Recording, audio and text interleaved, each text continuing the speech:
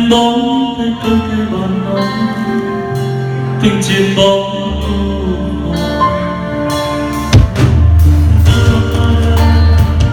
điều mình nghe những gió nghe tiếng không mưa rơi nghe tiếng mưa rơi và tiếng trái tim từng đêm đó trên lá vàng nồng em nghe gì không vì anh thương em như thương cây vàng nồng anh ơi làm sao nói được vì anh thương em như thương hạt mưa nắng dài đã rồi mà có đường đâu thương em sẽ không cần trước sau vì anh đã thành mình ở hương vô cùng.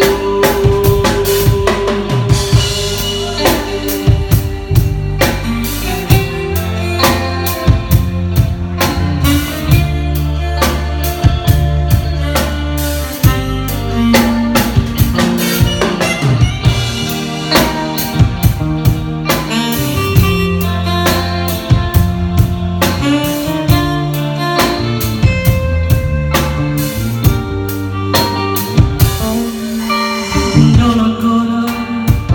nếu mình nghe trong hạt mưa nghe tiếng không mưa rơi nghe tiếng mưa cười và tiếng trái tim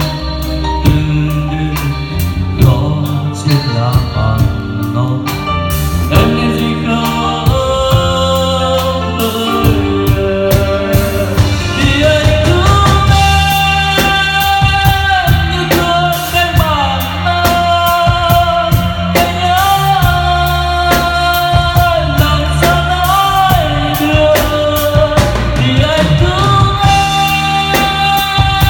như thương hạt mưa nắng dài vỡ rồi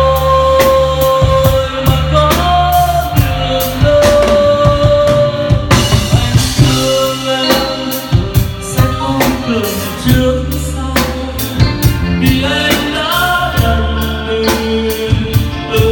hướng vô cùng vì anh thương em như thương cây vàng nồng anh ơi làm sao nói được vì anh thương em như thương hạt mưa nắng dài vỡ rồi mà có đường đâu anh thương em sẽ không cần trước sau vì anh đã gần mình ở hướng vô cùng anh thương em sẽ không cần trước sau vì anh đã gần mình ở hướng vô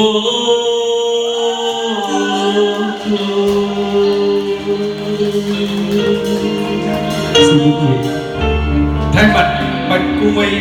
cảm ơn nhóm nhảy Agigon ngon từ thịt ngọt từ xương. Cảm ơn những bông hoa có nhụy của quý vị. Những bông hoa quý vị đã đem thêm tăng thêm thu nhập cho nền ban nhạc chúng em. Chiều nay nó có cái lẩu bò với mấy ly cà phê. Xin cảm ơn, xin cảm ơn.